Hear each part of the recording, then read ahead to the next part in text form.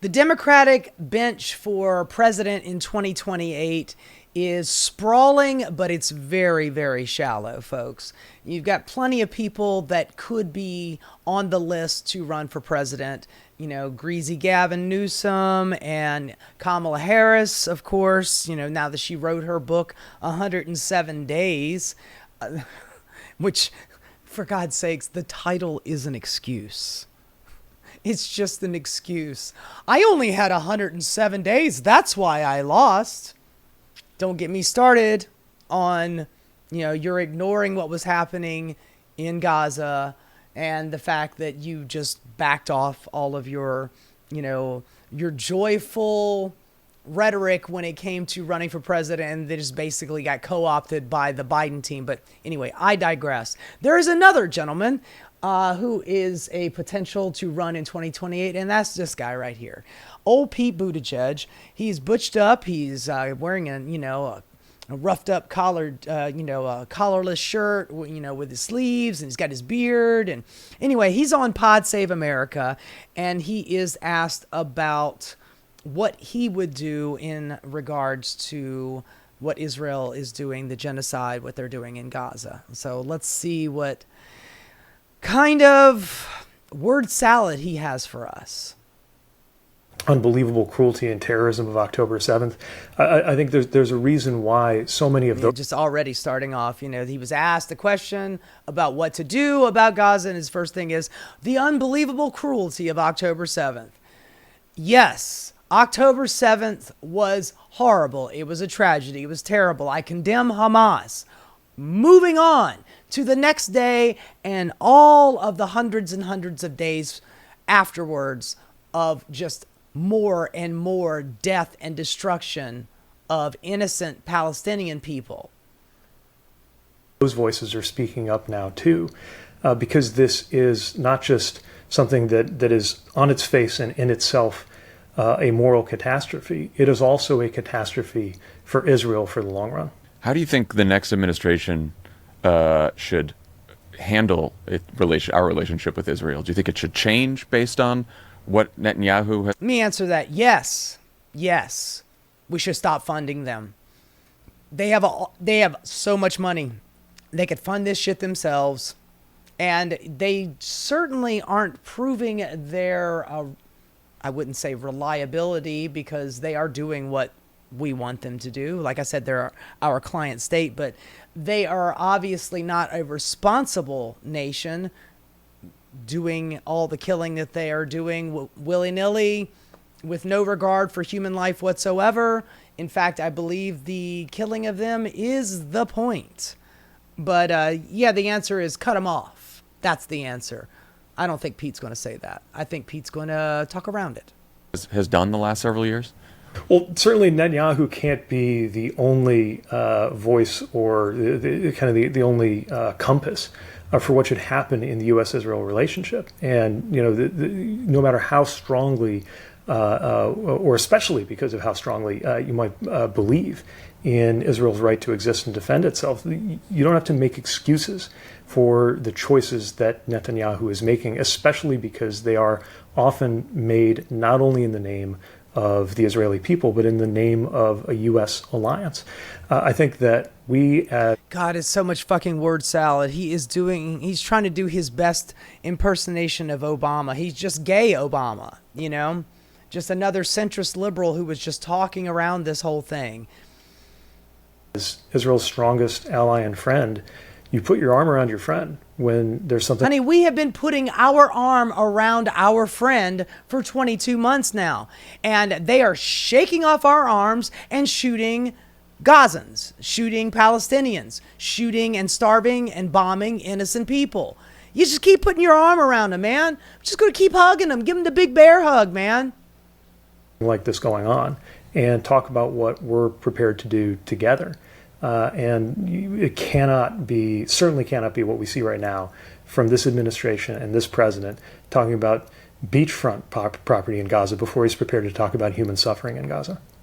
Do you think it's time to recognize a Palestinian state? I think that's a profound question that Oh, that's a well. I mean, I think that's a very big and nuanced question that that we could think about down the road, possibly, perhaps, build a coalition and maybe have an investigative team of people to research whether or not that is a viable option to, give Palestine a state in theory and with ethical principles and yada, yada, yada. Answer the fucking question. Arouses a lot of the biggest problems that have happened with Israel's survival, Israel's right to survival in the diplomatic. How about the Palestinians' rights for survival? They're not doing really well, man. Lancet says minimum 186,000 dead people. And that was months and months ago. We're probably looking at anywhere between 3 to 4 to 500,000 dead Palestinians in Gaza as we speak. And many of the people who have taken that step historically have done so for different reasons than what we see happening with European countries. I think we need to step back and we need to do whatever it takes to ensure that there is a real two-state solution and that no one, not even the likes of Netanyahu. We need to take a step back and realize that whether or not that there's a possibility of us two. Shut up! What are you talking about? These are yes/no questions. Do you think we should stop funding them? Yes or no? Well, that's a nuanced idea and the thoughts and the feelings, and we need to, have a meeting of the minds to really understand, the nuances of all these things. And then at a later date, we can make a decision after everybody's already fucking dead. Who can veto the international community's commitment to a two-state solution where you have Palestinians and Israelis living with safety, with security, with rights. I believe that can happen, but we have to actually show some commitment to it. We were talking earlier about our kids. On one hand, I feel like having kids has made me more committed. Anyway, Jesus, I don't need to hear your anecdote about your kids.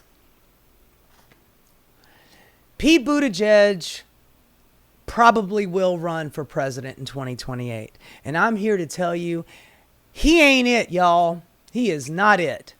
He was the first person to drop out when in 2019 when Obama made the fucking this is the 2020 beginning of 2020 when Obama made the phone call and he dropped out, and then Amy Klobuchar dropped out, and a couple other of the milquetoasty centrists dropped out.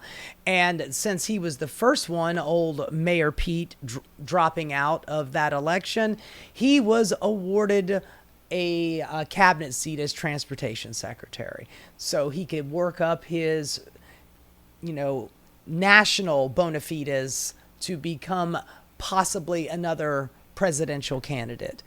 This guy is not saying anything that any other AIPAC recipient has said in the past. Oh, this is nuanced. It's complicated. It's, we need to step back and think about it and then put our arms around our ally in the Middle East. I mean, if it's anything other than putting our arms around them and tackling them to the fucking ground to get them to stop doing a genocide, I don't want to hear anything about wrapping arms around Benjamin Netanyahu. And yet again, that's another thing too. You see a lot of these AIPAC recipient Democrats out there. They're already kind of doing the little dance, the little shift to, well, all of this is because of Bibi Netanyahu. Once he goes away, then things will be back to normal again. No, they won't. The Likud party is a bloodthirsty bunch that wants everybody out of the Gaza Strip. They want that to turn into the Trump resort. So if you replace him with Ben Gvir, it's going to be the same shit. You cannot blame shift this away onto one person. This is the entirety of the Israeli government doing this, and they are fully on board with it. In fact, Benjamin Netanyahu has said in several incidents in the past that when he speaks to those in the Knesset in Hebrew, He's saying to them, I got to let a little food in or else the international community will come after me. You know, if I don't do that, then it's going to look really, really bad. So I have to let some food in. And the Knesset's like, bitch, don't do that. Let them starve. They're human animals. We need to kill them all. You know, their wives, their kids, their suckling pigs. It's that whole biblical story that Bibi Netanyahu was talking about, Amalek. You know, this is why we need to do a genocide. You know, our genocide is justified. And then, of course, when he speaks in English, it's immediately, it's all Hamas, Hamas this, Hamas that, human shields and what have you.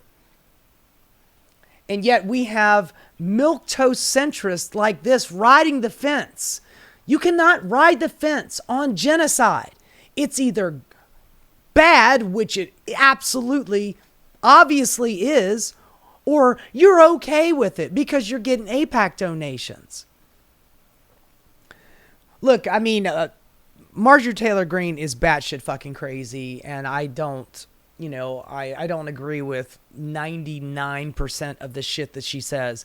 But when she came out with that bill to take away Israeli funding because of their genocidal activity, I was like, okay, we can do that. But AOC didn't even sign on to that. Now, she would use the excuse of, well, those are, Marjorie Taylor Greene is nobody to be trusted. And yeah, I understand that. But she also said that, she made a distinction between offensive and defensive weapons. And that's no bueno, man. That's no good. That's not the right answer. Rashida Tlaib signed on to it. Ilhan Omar signed on to it. Why not AOC? Look, I'm not here to bash AOC, but that was a bad decision. But even Republican lunatic Marjorie Taylor Greene recognizes this for what it is. And it's a shame that, it's somebody like her has got to be the one that come out there and go, yeah, man, AIPAC has bought off pretty much the entirety of the Republican Party. And she did mention, but it's true, that AIPAC has bought off nearly 80% of the Democratic Party. Saying that Israel runs our government, that might be a stretch, but they definitely hold a lot of sway. And you cannot count on somebody like Pete Buttigieg to actually stand up to that tide of massive amounts of money just being thrown at politicians to get them to ignore the obvious genocide right in front of our faces. Anyway, Pete Buttigieg, you ain't it, dog. Hey guys, thanks so much for watching. If you enjoyed what you saw, please like and subscribe. Keep rocking.